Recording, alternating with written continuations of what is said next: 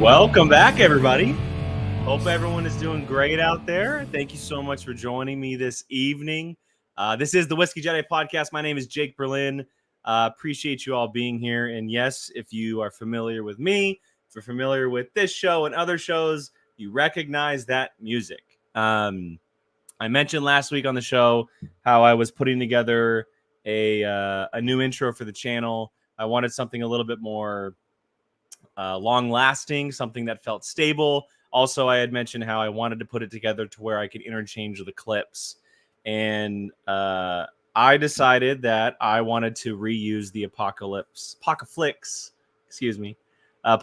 music for multiple reasons. One, it's a great way to carry on the name, carry on the channel, the legacy of what we built. Myself, Gio, which he is here. Gio, appreciate it, buddy.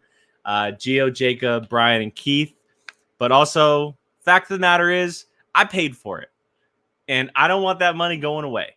I don't want that money being wasted just sitting in my hard drive not being used. And I had always had a hard time finding music for this channel. I had filtered through a lot of different music and a lot of different styles. And honestly, not just the Apocalypse music, but also the POV music. Those are exactly what I always wanted for a show. And I decided, you know what? Let's reuse it. Let's find a new way to use it. And so we're going to carry it on and use it as my music going forward, which I'm very, very excited and honored to do so. And I'm looking forward to seeing what people say about it. So, Gio, thank you. Appreciate it, man. That music is beautiful. Carry on, Cap. I appreciate it, man. It was hard to use just because of all the memories it brought back. I mean, 10 years worth of podcasting for all of us. But I felt like it was a good way to kind of honor everything that we had did before. So, yeah, I'm very excited to now have that as the official music of the channel. But yes, look, very exciting show. As you can see, I'm live a lot earlier than on a weekly basis per se. I was live last Thursday. I'm live back on a Monday, and that's because D23 happened. D23 happened. Huh? What? Sorry, Gabby has a question. I think she has a family-related question. Go ahead and bring it into the people.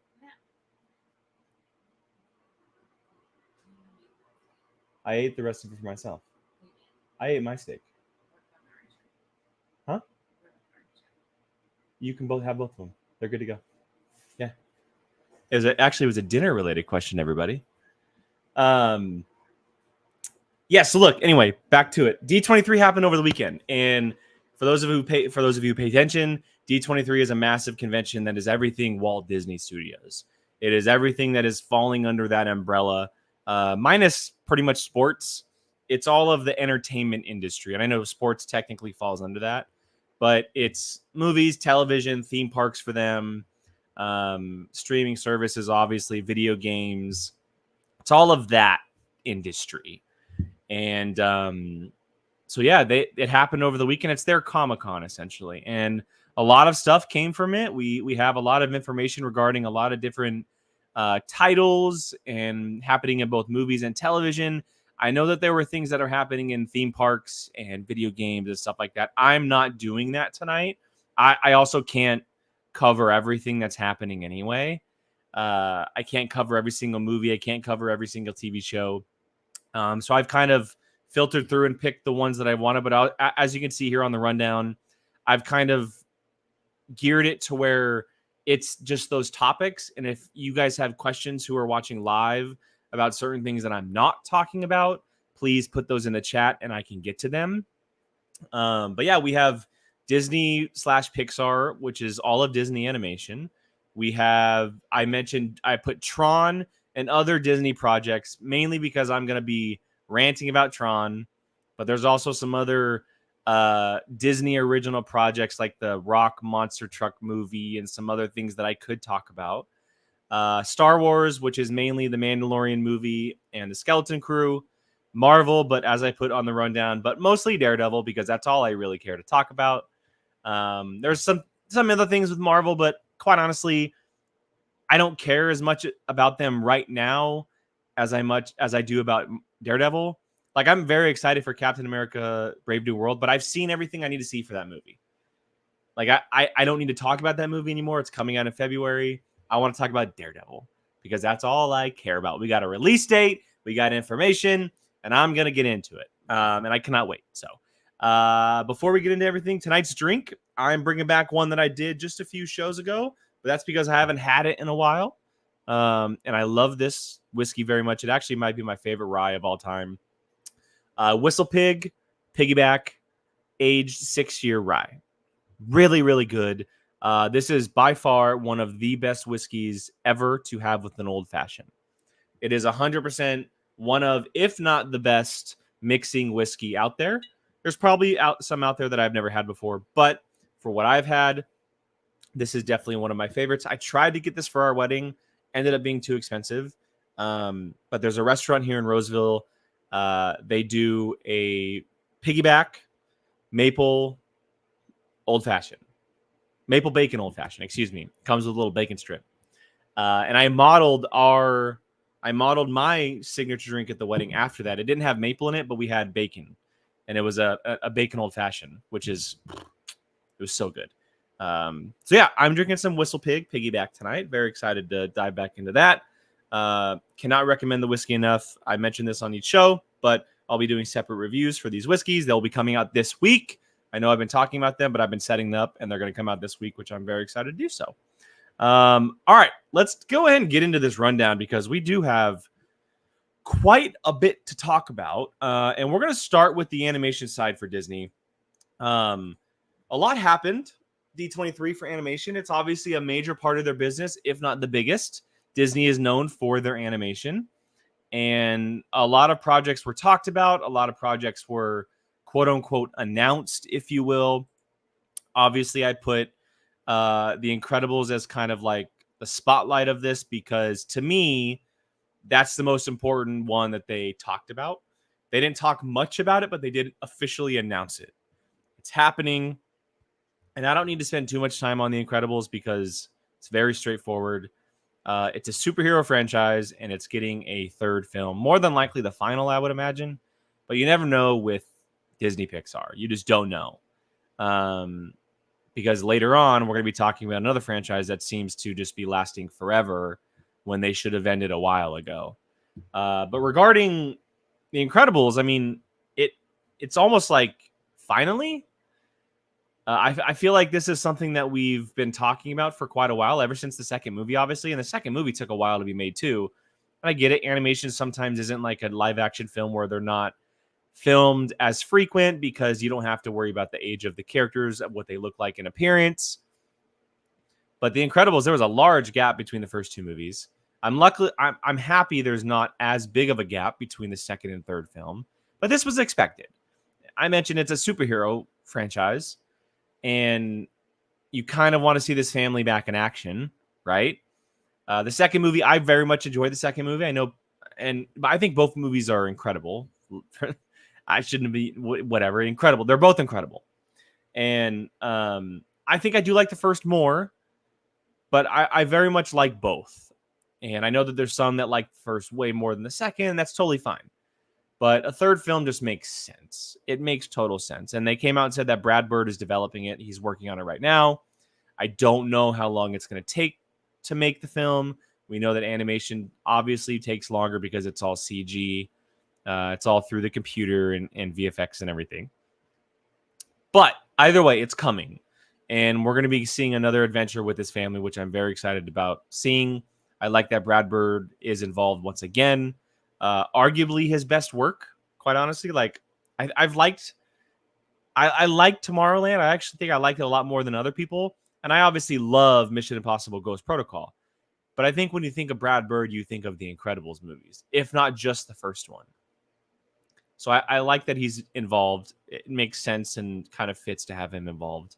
But I'm excited to see what they do. I know a lot of people online, specifically one of my good friends who I co-hosted a podcast for a few years with, have mentioned bringing back Syndrome in some capacity. I think that'd be very cool. I don't remember how I actually don't remember how the first one ended with Syndrome, but sure. I mean, superhero properties all the time bring back characters that we've seen who are supposedly dead, right? Loki has always been one that's popped up constantly that we've always thought was dead, multiple times. So why not bring back Syndrome? I mean, he was a great villain, and it almost felt like it was too short because we didn't get to see the Incredibles family in action against him. I mean, we did technically, but not like full forced, right? So who knows? Maybe he survived. And thank you, Big G. Hello, by the way. That I do. It was the cape. It was the whole cape bit. He got sucked up by the airplane. You could survive that. You could find a way to survive that. Make him into a robot or a cyborg or something. I mean, why not? Because that's probably the only way he's surviving a plane turbine. But yeah, so I'm excited about The Incredibles 3. I think it got the biggest reaction at D23 regarding the animation stuff. There were a couple of other original films announced for both Disney and Pixar. I like that they're both doing that. I think obviously original films are what made those studio, specifically Pixar. And so I'm looking forward to learning more about those and seeing those. I can't talk much about them because we didn't see a lot. We saw like concept art, and Zoe Saldana was casted in one of them, etc. Not much to cover on that. I did want to note before I get into the Toy Story stuff, Pixar is doing its first ever original series, which I think is very, very cool. I think Disney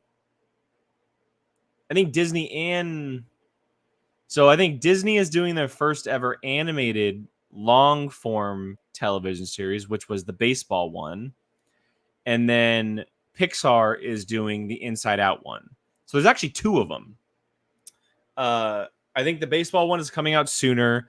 And then the Pixar one is Dream Productions, which is based around the movie studio inside Riley's head that makes her dreams, which I think is a brilliant idea. I think that's a really, really, really good idea. Because you can do a lot of different things with that. And they're brand new characters, but also the characters from Inside Out can pop up in there.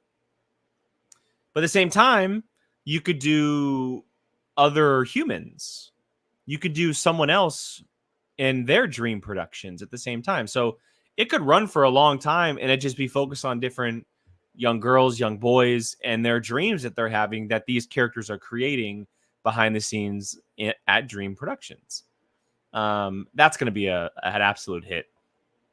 Young kids are going to watch that like crazy. Young kids are going to watch the baseball one like crazy. I'm probably going to watch the baseball one. Bo's going to watch the baseball one. So I think them finally doing animated series just makes sense. I mean, like it again, going back to what I said about The Incredibles, finally, we've had Disney Plus for a few years now. Like now we're finally getting in some long running animated TV shows. Because we've had the short form stuff like you had the Forky Show. And then I know every once in a while we'll put on Doug Days for Bo, which Doug Days was basically just an episode, Carl's date, right? So they have some smaller stuff like that, but they don't have actual like TV show animation shows. And they're finally doing it. So I like the decision into finally getting into it. And I like the decision of topics that they're doing with Dream Productions. And I'm forgetting the baseball one. So if anybody has the name of that one, please let me know. Appreciate it. Want to make sure I give them credit. But let's spend some time, not too much time, but let's talk about Toy Story 5. Because we knew this was coming, and they just made an official announcement about it. If I'm not mistaken, the name of the gentleman who did the first, I think he's done all of them. Andrew Stanton is coming back to do the fifth one as well. And we learn that the movie is going to be about the toys battling against technology and kids' obsession with technology. And toys basically becoming non-existent because of the creation of technology, things like iPads and,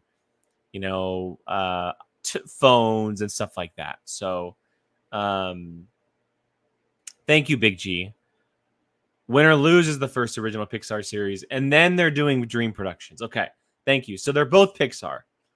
Thank you. There was so much information, and I know that I tweeted about it, but there was just a lot of information that I didn't have time to look it all up, but thank you. I appreciate that. So Win or Lose is the baseball one, and that is also Pixar. And then the Dream production show will be coming after that, which I think is great. It's great. But yeah, so Toy Story 5. I don't know. I mean, look, I've loved all 4 of them, really. I mean, I have my favorites. I think I still like the first the most. And I know a lot of people don't like the 4th, but I really, really enjoy the 4th. The ending meant so much. And now they're bringing these characters back together after that ending. With Bonnie. We saw Woody go off with Bo Peep, right? At the end of the 4th. Buzz stayed back with the group. And now we're going back into bringing them into Bonnie's room again together. You know, everyone had said that the 3rd film should have been the ending. I don't disagree with that because it was a very, very good ending. Andy handing the toys off. But they did a 4th one, which is okay. That ending was really, really good to me. So I don't know. And real quick, I'm just going to take a pause to Andy. You're talking about the Monsters, Inc. series. You're correct, but it was only so many episodes. This is in the sense of like them doing multiple seasons where there's like actual storylines, like a TV show, not like a mini series. And they kept using the word either long form or long running, which is why they're not forgetting about Monsters Inc. show, but that was like a mini series. They're counting on these being multiple seasons is the idea. Like the Star Wars and Marvel shows that we see on Disney Plus. So that's the whole idea behind it. And I don't think they described it very well, but so the whole idea of them saying this is the first animation long running TV show that Disney has ever done. They're saying that because they're looking at it being multiple seasons, whereas the Monsters Inc. show was just a 1-season miniseries cap. So yes, there definitely is confusion there, and I want to make sure I clear that up. So they're not discounting Monsters Inc., but in a way, they're kind of forgetting about it, which I never saw personally, and I'm sure I'll watch it at some point when Bo gets a little older, but I wouldn't doubt that it's good.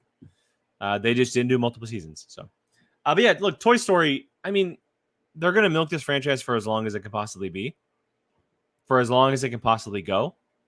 And it's funny, when they first announced the 5th Toy Story like months ago, I made a joke with Jill, Molly, and Brian that the first movie came out when I was just a few years old, and the 5th movie is going to come out when my son is just a few years old.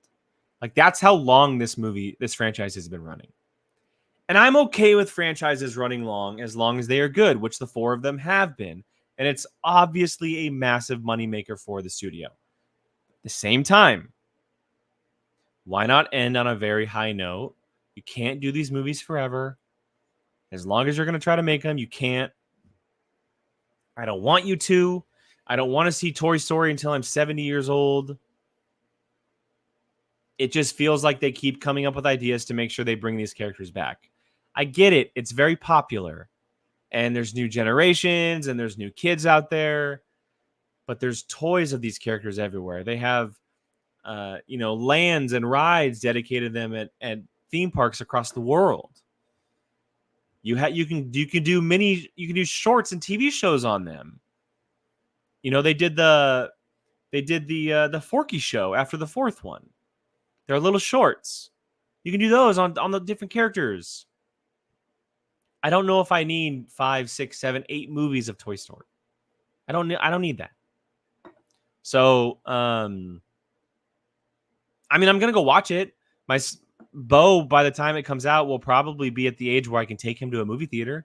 So more than likely, we'll go see it. At some point, they're gonna have to draw the line.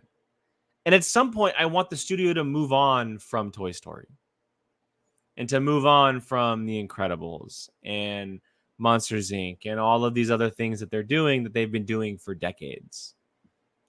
So we'll see. For now, I'll be going to watch. It's Toy Story. I'm a movie fan. My son will be old enough. I have my reasons. But that doesn't mean that at some point I want them to pull the plug and shelf the toys for, in the worst way possible with me of saying it,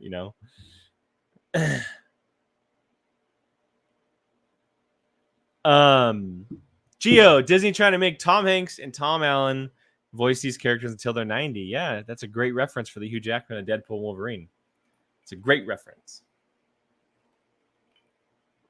Yeah, see, next year will be the 30th anniversary of the first film. That's crazy. And the fifth one is coming out a year or two after that.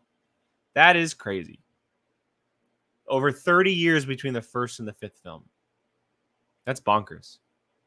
All right, let's go and switch gears. Enough about animation. We have a lot to talk about. Not that I can't talk animation, but we have a lot to talk about. And I got to talk about this next project. What the hell is going on with Tron? What the hell is going on with Tron? So if you've been following me for a while, you know how much, not just the franchise, but Tron Legacy specifically means to me. And they are absolutely destroying everything that not just the franchise meant, but what Legacy means in general.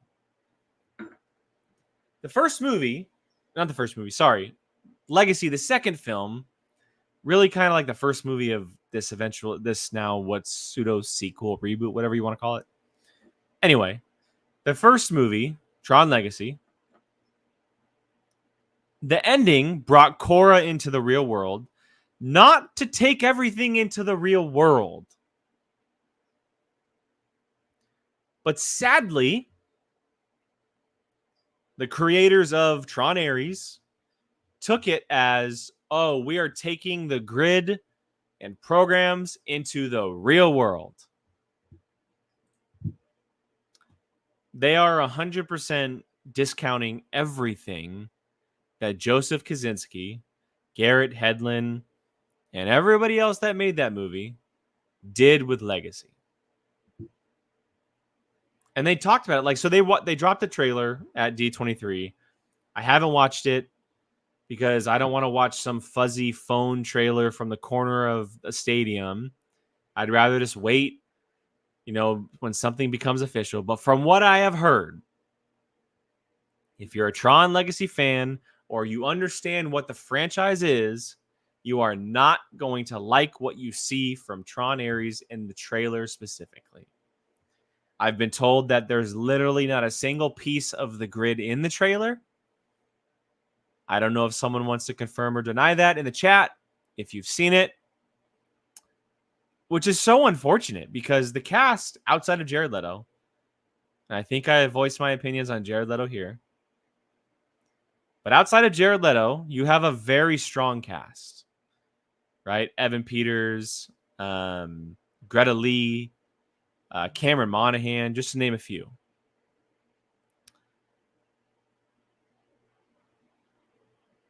And you're taking everything that is the true dictionary definition of Tron and putting it into the real world. Not even that, but now you're bringing AI into the fold when we basically already had it. We already had it with the grid, with programs, with everything that took place in that world. That's what Kevin Flynn's whole life was about. Creating an existence. But now, just as everything else is going with film and television, AI is now being brought into the picture. And not only that, but AI in the real world. I don't care to see a Tron movie where it's in the real world. I don't. Sorry. I want to see, and I heard that, the vehicles from the grid were in the real world. I don't care to see that.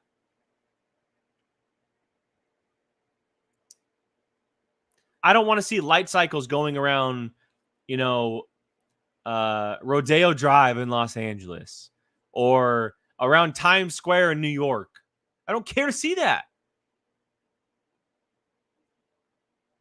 That kind of stuff is for other franchises.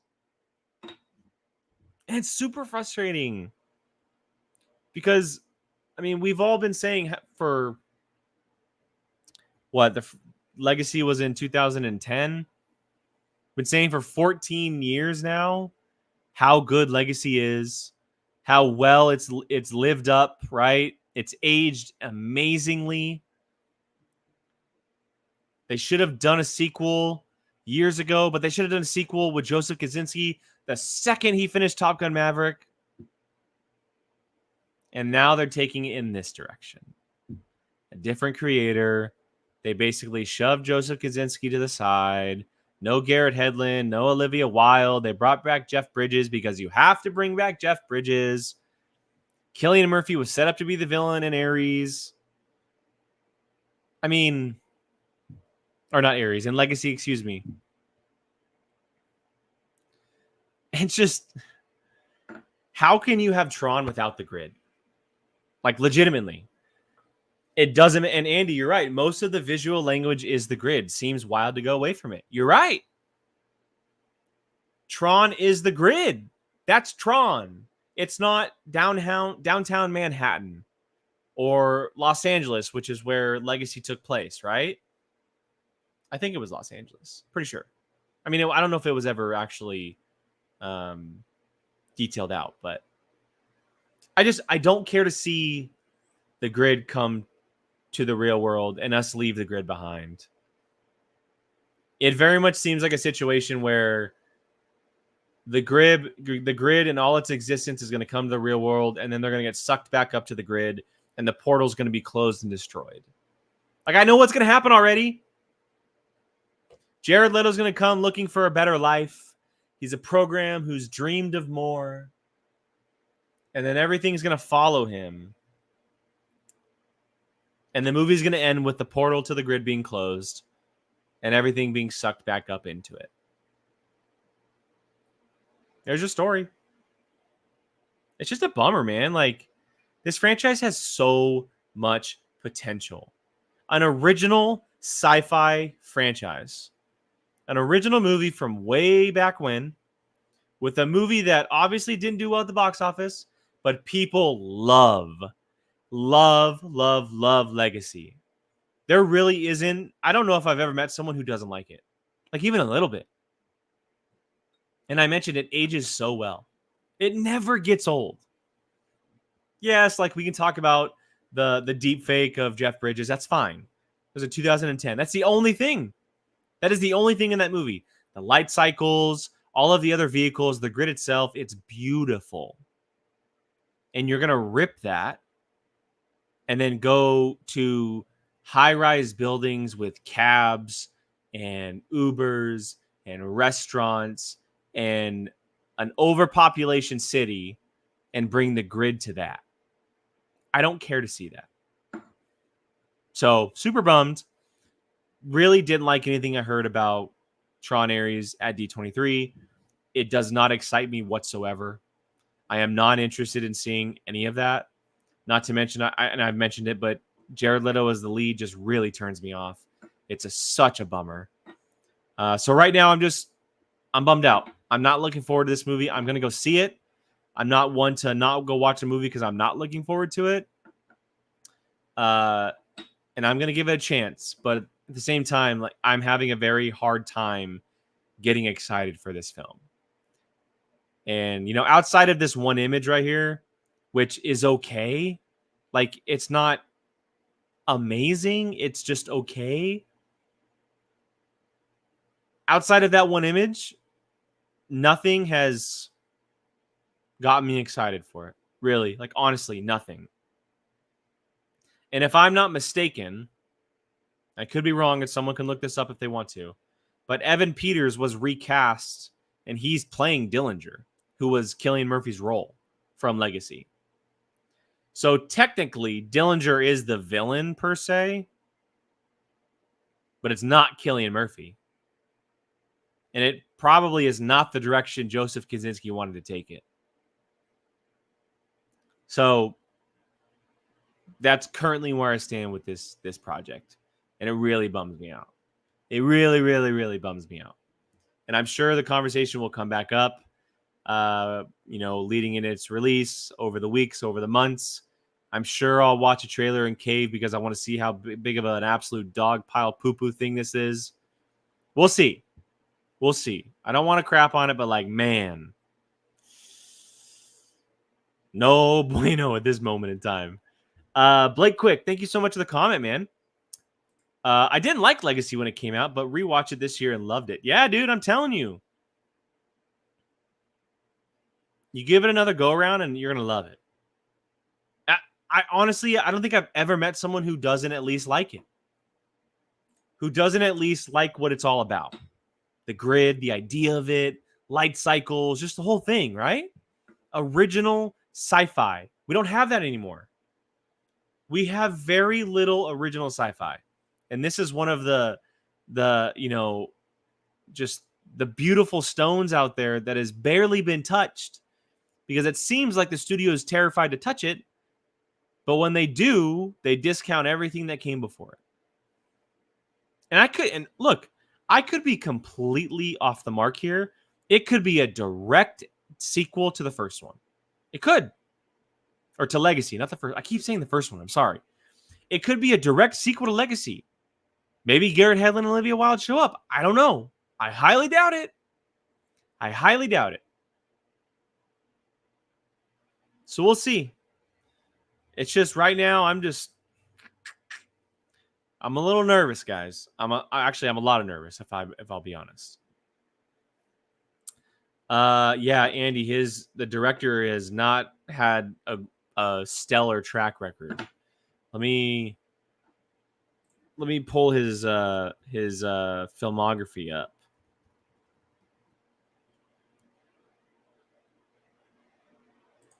So he has, there we go.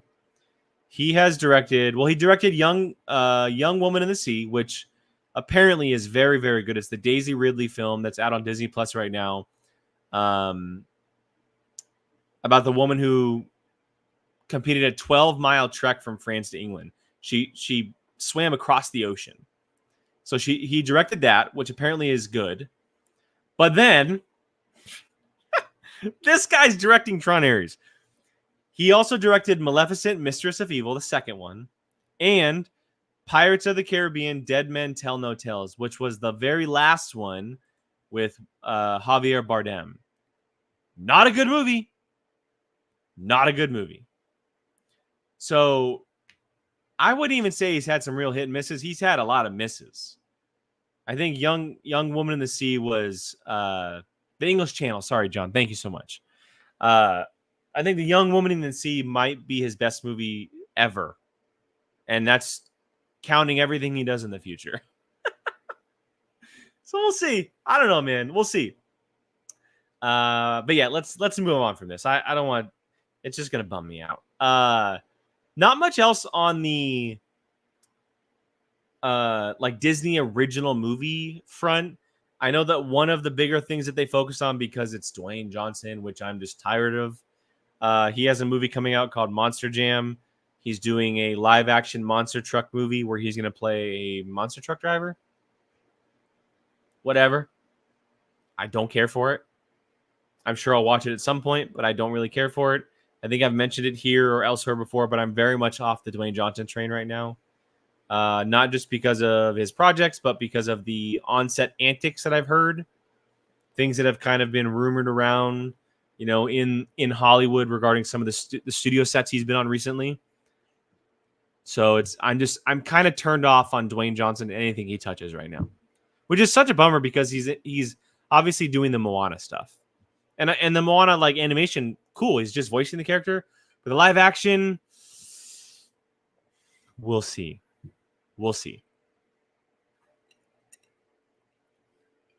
So yeah, that is everything on the Disney live action front. And if I'm forgetting anything, please let me know. But I'm going to go ahead and move on to the two Star Wars projects that we're focused on here. And I pulled an image for The Mandalorian because this is the movie that's coming out, The Mandalorian and Grogu, which is the official title. and it comes out, I believe, in 2025. Please correct me if I'm wrong, guys, but it might come out next May, or maybe it's 2026. But I believe it's next year. So yeah, the Mandalorian and Grogu, and then the Skeleton Crew, which is the new Star Wars series that is coming out this Christmas actually, which I think is a really, really good release date for this show. Let's talk about Mandalorian and Grogu first. We didn't see if you weren't in attendance, they were keeping some stuff private. That's why there's bootleg trailers and stuff going around. There was a preview that was released. They had only been filming for a few weeks, but they were able to put something together for the people in attendance, and they were able to see some footage. Yes, okay, thank you. 2026. Yeah, I figured. I thought 2025 was too early, but you never know. Sometimes these studios push stuff out really, really fast. I figured it was 26. So thank you, Skip and Andy. Thank you, guys. So really the only things that we really learned about this movie is that Zeb from Rebels will be in it in live action. We saw him at the end of The Mandalorian season 3. And then, so he will be, oh, and I told there's a typo on the bottom of the screen. Damn it. Move-I news. Whatever. Long day at work, guys. I just noticed that. Bummer. So yeah, Zeb will be in it from Rebels, which I love. He obviously wasn't in Ahsoka, which was a shock. But he more than likely will be in Ahsoka season 2, because why would you have the Rebels crew and no Zeb? So we'll see him in Ahsoka season 2. But first, we will see him in The Mandalorian and Grogu. It's an all-new adventure with these two characters. That was the way it's described. And they showed some concept art, which was, the concept art was focused on the base that we saw at the end of season 3, where we first saw Zeb.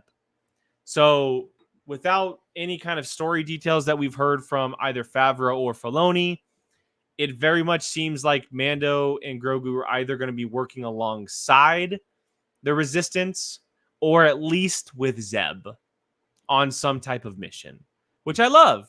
And I know it was a conversation at the end of the 3rd season where many people were theorizing that Mando was going to go take essentially bounty jobs or missions from the Resistance, which is a very cool. That's a very cool idea to do.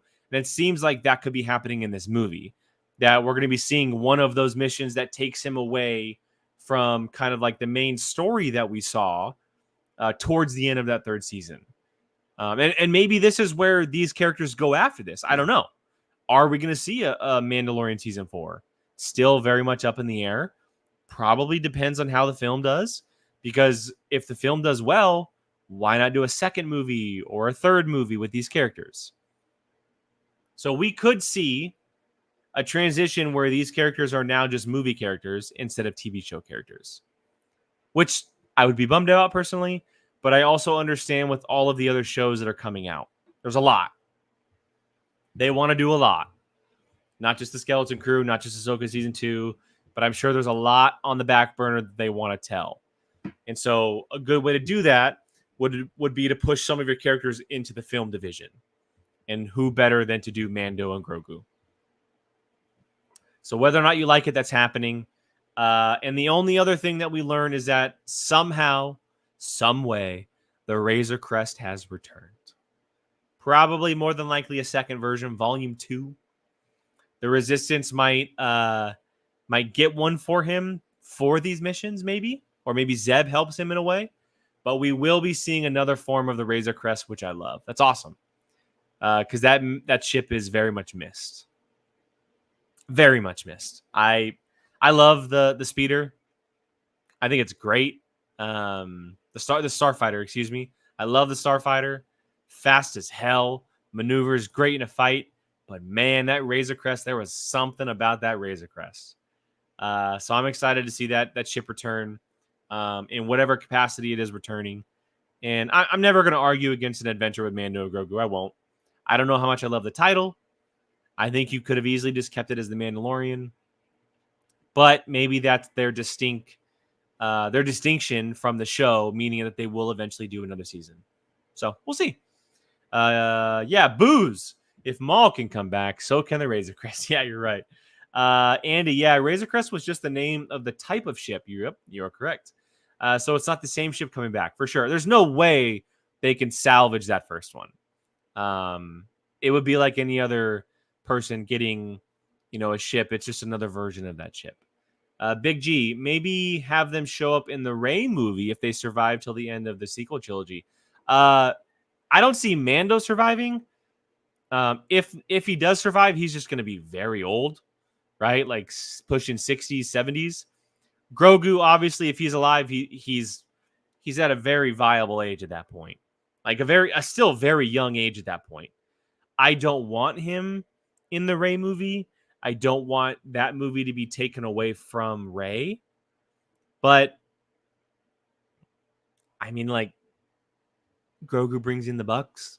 If Grogu is alongside Rey, people are going to freak out. So yeah, I could see it happening. He'd only be like 100 years old at that point, if not, even if 100 years old. So it's very possible. It's very possible. Flipping to the other side of the Star Wars panel that happened, the major stuff was we got an official trailer to the Skeleton Crew. I did watch it. I caved. I had to watch it. It's a teaser trailer. Did not reveal anything. That's the only thing I'm seeing. I'm not watching anything else. And I love it. Guys, I got to tell you, I love it. I love the vibe. I love the feel. I love the look of it. It is extremely different. Like very, very different. Even to the point where it very much doesn't even feel like Star Wars. Like there's like streets with cars and communities and stuff. When do we ever see that in Star Wars? Never. Right? That's like a very Alderaan thing to have, but we're not there. So, and look, we've seen cities and stuff before, Coruscant, obviously, but it just felt very different. And everyone's saying it. I'm not taking credit for this, but it is an extreme combination of both Goonies and Stranger Things. That's what it felt like, which I love. Like, I think that's a perfect blend. For Star Wars, I think it's a perfect blend. If you're telling a story about kids where they get lost in space, I mean, Goonies and Stranger Things, that's exactly what you want. I loved learning that they basically find a hidden Jedi temple, which then becomes a hidden Jedi ship. And that's how they become lost. The ship takes off. Very cool. Very, very cool. I'm all for the diversity of stories in Star Wars right now.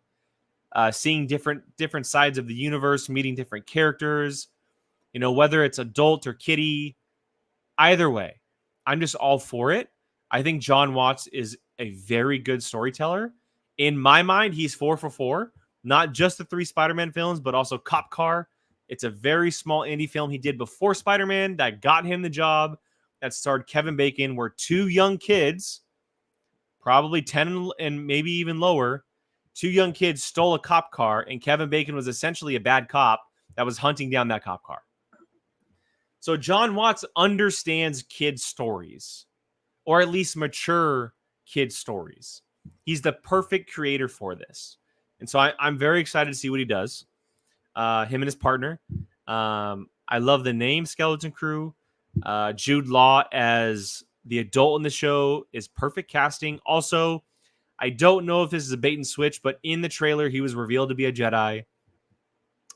I don't know if I buy it because of the time period. I'd be curious where you guys stand. Andy, Big G, Booze, Curtis, Skip. What do you guys think? Is he an actual Jedi? Or do you think he's playing a Jedi who just has the Force? Is he someone who just has the ability to use the Force? I'm very curious on where you guys land. Either way, I like having Jude Law. I think it's awesome. And just as every other actor who comes into Star Wars mentions, he has a history with it. He's always wanted to be in it. And I think he's a perfect choice to be in this show. I really do. As the adult countering all of these young kids. So I'm looking forward to it. I think it looks great so far. It's only a teaser trailer. It's a holiday show, which I think is a perfect release date. And so I'm very curious to see how it goes and what it looks like in full episode form.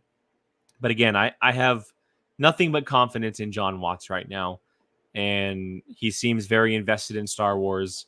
So much so that I think he basically turned down Fantastic Four to do this. So that speaks volumes to me. So all right, let's go ahead. Oh, real quick. Andy, I have no opinions on this show. Fair enough. And you are allowed to have no opinion, sir. Booze, that key was wiggling a bit too much. May have been a trick. Who knows? I'm down for a solo with talent force abilities if he does have the M count. Yeah. I'm definitely leaning towards someone who just has the ability to use the force and isn't a Jedi, because at this point in time, there really aren't any Jedi unless you're connected to Luke. And I don't want him to be connected to Luke. So we'll see. We shall see. All right, let's go ahead and move on to the spotlight of the show, the heavy hitter, the one and only, the Marvel panel, the Daredevil specific Marvel panel, because I don't care to talk about anything else that happened in Marvel other than Daredevil. Yes, there was a bunch. They did some Captain America Brave New World stuff, which there was a trailer that was teased. Or everyone in attendance got a forward look at Red Hulk. I've heard nothing but great response from how he looked. Anthony Mackie was in attendance. We also got some Agatha All Along stuff.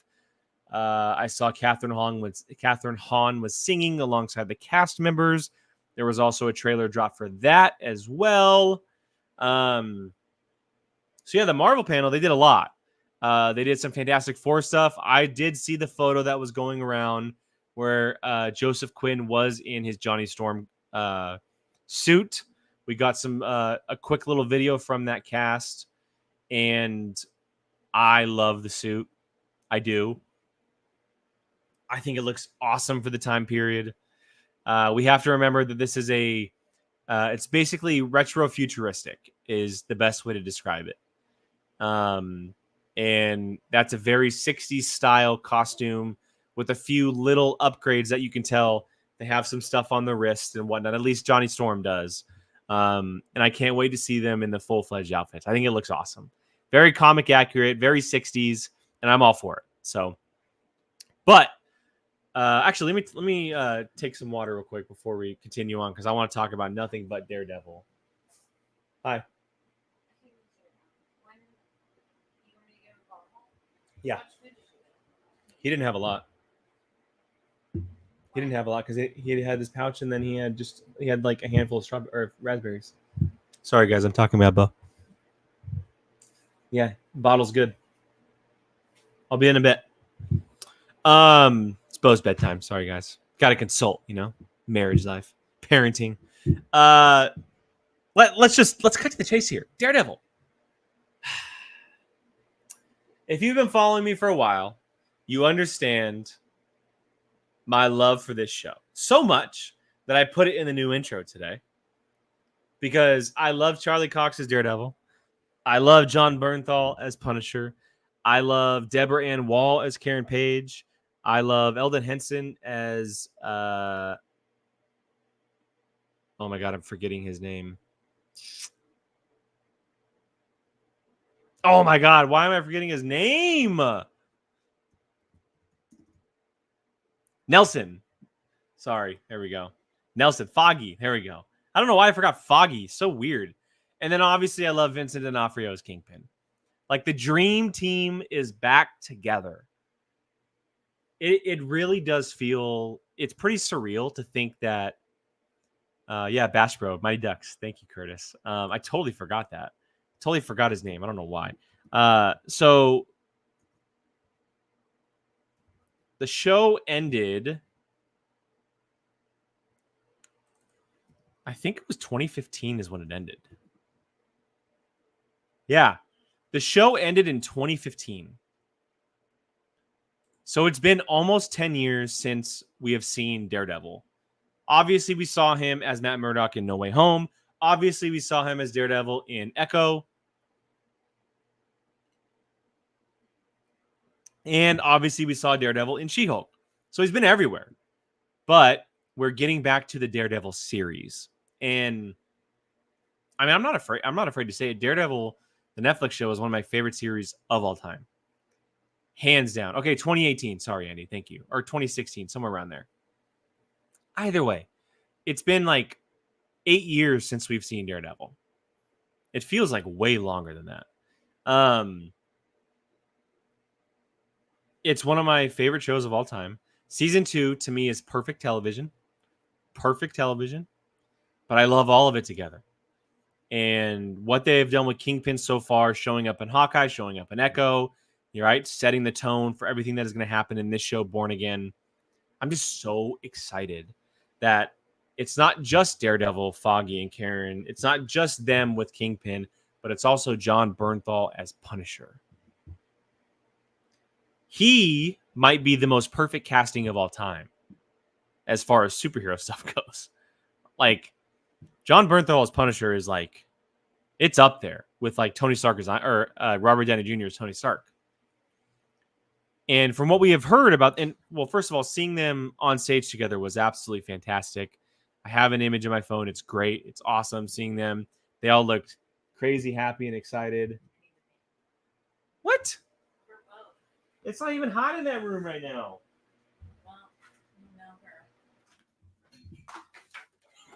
Bummer. I thought I was going to get away with taking that fan. Thank you. Seeing them on stage together come out and talk and just be together as a group was, again, very surreal. Like, very surreal to see that after all of this time. And from what we have been told, and look, actors and creators, they hype up a show all the time. Some shows end up being really bad. Some shows end up living up to the hype. Some stuff ends up exceeding the hype. But they're talking about it like this could be the best that they've ever done at this show, right? They, after D23, they all went to like interviews. They did stuff with IMDb and Entertainment Weekly and stuff. And I saw a couple comments. Vincent D'Onofrio said that there's moments in this show that they push the boundary and go farther than they did in the Netflix show, which obviously the Netflix show was mature. It was rated mature. There was basically no rating for it. And he's saying that they go farther than that at times. That there's a scene with his character, which makes sense with Kingpin, that pushes the boundaries of what Netflix did before. That to me is very, very exciting because that's what Daredevil and Punisher and Kingpin are all about. They are mature characters. Grounded, mature characters. They're not, the Spideys or the Captain Americas, the guys that, hoo-ha, like the Boy Scouts of the world. They are very, very aggressive and violent characters at times. I mean, obviously Punisher, duh. Daredevil has his moments. We saw it in the Netflix show. Kingpin, duh. He's a big bad. He's a villain, super villain, really. And that gets me very, very excited to see. Like, obviously, I'm excited to see them all come back together and their characters realign with each other, and not just come back together as a whole, but also enter this larger universe. But I'm very excited to see how they pick up the pieces of the previous show and continue it with this one, because Kevin Feige on stage said that they feel like they have essentially created season 4 of that show. And that's a big deal. That you don't just say that. You don't. Like, you don't just say, hey, we didn't just go about it thinking, hey, we're going to create a season 4 of this show, but we delivered. We feel like we have made season 4. Like, that's super, super cool, especially for people who really love the show, who have been invested in Charlie Cox as Daredevil, who have wanted him to return, who have always wanted, John Bernthal to return. And I mean, who wanted all of them to return? Because at one point in time, when this show was first announced, when they were first, kicking around the ideas of bringing Daredevil into the universe, Foggy and Karen and Frank Castle weren't involved in that. They got brought on at a later point. And thank God, because to me, you don't have Matt Murdock without Foggy or Karen. And the Punisher, I mean, the way that they interweave their stories in Daredevil, the show, they really go hand in hand with each other. They're not obviously like, tit for tat with each other. like best of friends, like Iron Man and Cap or anything like that. They don't blend well, but they really do like go together in the most odd way. They're like blood and water in the most odd way. Like the second they hit each other, they mix, but they really do just fit with each other the way that they've developed these specific characters. Like, for example, Frank Castle's version of Punisher would not go with someone like Ben Affleck's version of Daredevil, but he goes with Charlie Cox's version of Daredevil because that's how they set the characters up. I love it. I love it. I hope it means more for Frank Castle. I think the character is really well done. I think his show is very underrated. And it obviously means more for Charlie Cox. He's going to be brought into a much larger world at some point. He's probably going to show up in either Doomsday or Secret Wars, I would imagine. And we learned that the show has essentially already been greenlit for season 2. It's happening. There we go. They're going to start filming soon, which means we're probably going to get season 2. I mean, hell, if they're going to film soon, I wouldn't be surprised if we get season 2 in the fall of 2026. Because we got official confirmation that Daredevil Born Again season 1 is coming out in the middle of March. So we're in August. So we're about 8 months away from that. 7-ish. They're going to be filming season 2 by then already. TV shows, obviously, the editing is much different because it's by episode. I would not be surprised if we get Daredevil Born Again season 2 in fall 2026, because that would allow him to be in the Avengers films or possibly something like Spider-Man.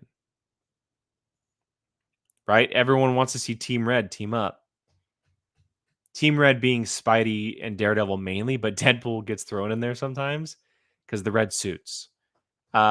Seeing Team Red on screen would be a pretty big deal, just as much as seeing Deadpool and Wolverine on screen together. Like, that's kind of like the next major team up as people have been wanting to see as Spider-Man and Daredevil, if not Spider-Man and Deadpool. But I think I'd much rather see Spider-Man and Daredevil right now. Because I think Deadpool fits in with a lot of other characters a lot more than a Spider-Man at this moment. But, I mean, we'll see. Either way, man, my hype for Born Again is through the roof. Like, through the roof. Like, too much, honestly.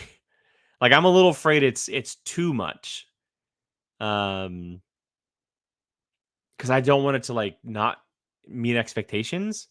But at the same time, how can I not be excited to see these cast members come back together and it not be as good as the first 3 seasons?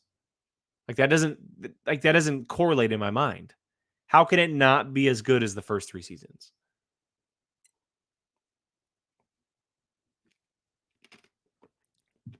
The only other thing that I need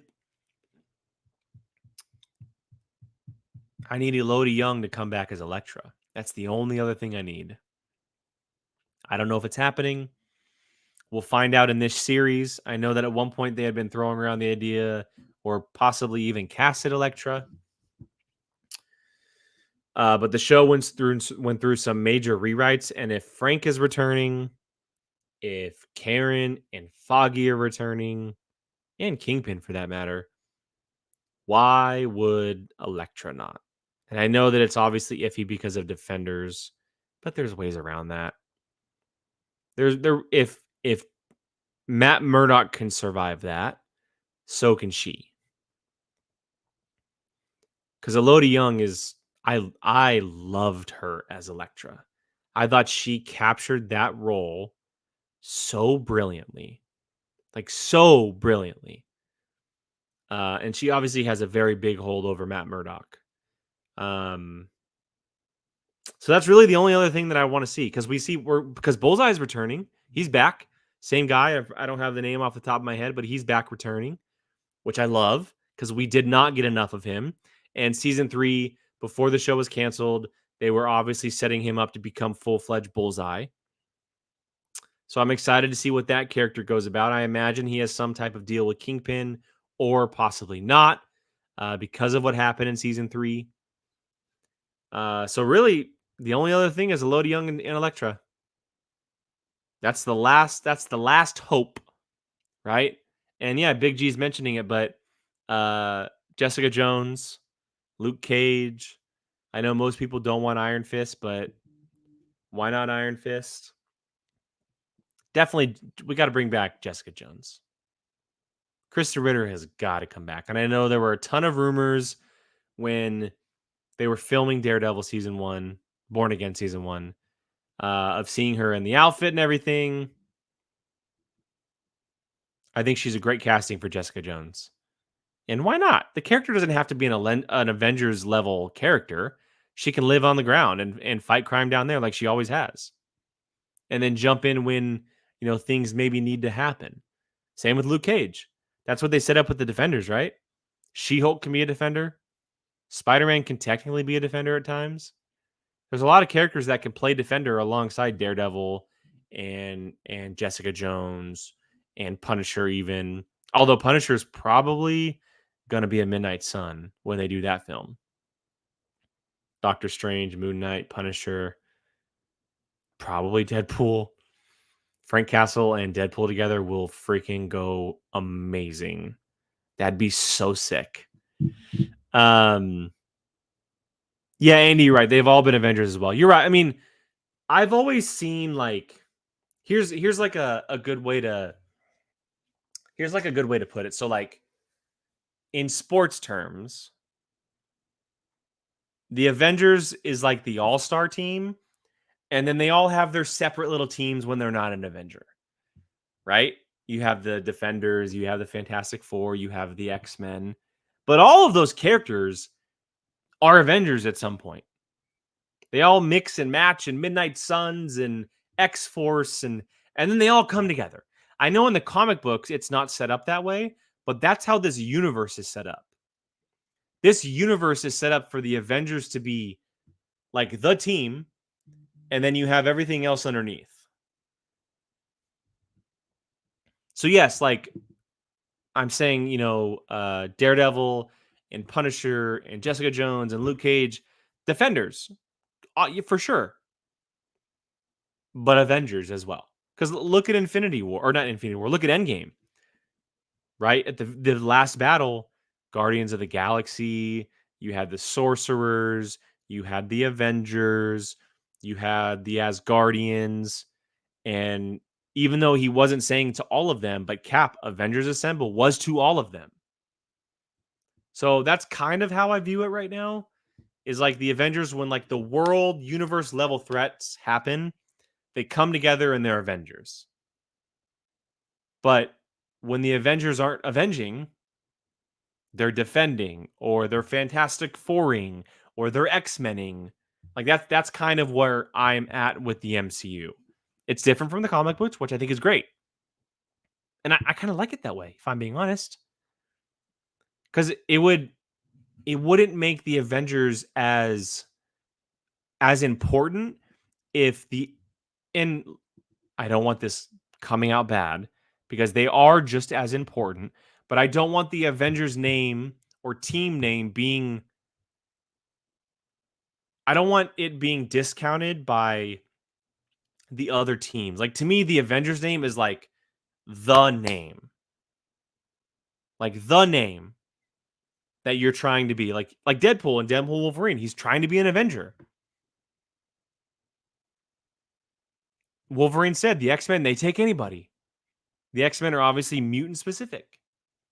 Fantastic Four are just the 4 of them, but they are Avengers as well.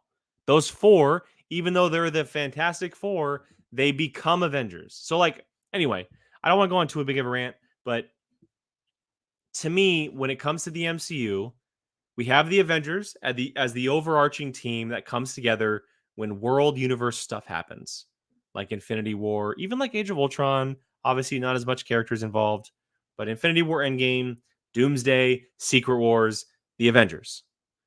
And then you're going to have Fantastic Four. You're going to have the X-Men, Guardians of the Galaxy. You're going to have the Defenders. and all these little branches, and then they come together. So, yeah, Booze, you're right. X-Men is a super team. I'm 100% with you. They're really on the level of the Avengers, but when they come together, and they don't all need to be like an Avenger. That's fine. When they come together, they're just all going to fight as one, and then they'll go their separate ways. So that's really the only one that can't be included because the X-Men are not just a super team, but they're just as big as the Avengers. So let's put it this way. We'll separate mutants and everybody else, essentially. So you have the mutants super team, and then you have the superhero super team. So you have the Cyclopses and the Wolverines and the Nightcrawlers and the Rogues, the Deadpools, etc. And then you have the Captain America, the Iron Man, the Spider-Man, the Doctor Stranges, etc. The Daredevils, the Punishers, etc. So that's more than likely where the universe is headed anyway. And the Fantastic Four probably will be Avengers, or they retire the Avenger name and it's something else entirely. I don't know. It's obviously me theorizing and talking my ass off, but it's exciting where the universe is headed. So, all right. Before I get out of here, let's go ahead and do my weekly recommendation here. I'm going to recommend a brand new movie that has popped up on streaming. It's a new release film, came out in June, so it is just about 2 months old now. And I'm going to be recommending The Bike Riders, Jeff Nichols film that stars Austin Butler, Tom Hardy, Jodie Comer, a couple of other names in there as well, Norman Reedus being one of them. Obviously, not a massive film compared to the stuff that we've been talking about recently. You know, the Deadpool Wolverines, the Star Warses, but a film that I definitely think more people should give a chance. It's not going to wow you with massive explosions and sci-fi worlds like Dune, etc. And I've even heard mixed reviews on it. But if you are interested in a film that kind of takes you away from big budgets and fantasy worlds and stuff, The Bike Riders is a great, great option. It also has 3 very big names. Austin Butler being one of them. He is one of the hottest young stars on the planet. He is everywhere. And Tom Hardy obviously needs no mentioning. Jodie Comer is one of the best young actresses we have out there as well. So yeah, I definitely recommend checking it out. It may not be for everyone, but that's the whole idea of me recommending it. I didn't get a chance to see it in theaters, so I watched it at home. And I wish I would have had a chance to see it in theaters. I just never got a chance to go out and see it in theaters because my time in movie theaters is definitely very selective these days. So John says he watched it last night. Curious how you felt, John. Curtis Clam saw super duper late, of course, but finally watched Squid Game. Ooh, very curious on your thoughts on Squid Game. And Blake Quick, it's only in select theaters right now, but I saw Sing Sing this weekend and highly recommend it. Oh, okay, good to know. Everyone, you hear that? Sing Sing is definitely one to check out. Yeah, it's a very small film, so it'll probably more than likely be in either major cities or theater chains that are connected with that studio. It's usually how it works. So, but yeah, check out The Bike Riders. It's on Peacock. I don't know if I mentioned that. It is down below, but I want to make sure I mentioned that. Peacock has a lot of great options. I know Monkey Man is on there, which is the Dev Patel film.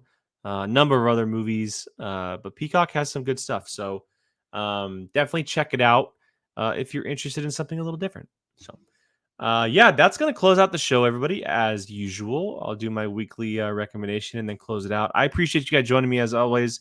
Loved getting back on the mic very, very soon compared to last week. Obviously, I had to try to get up here as soon as possible with D23.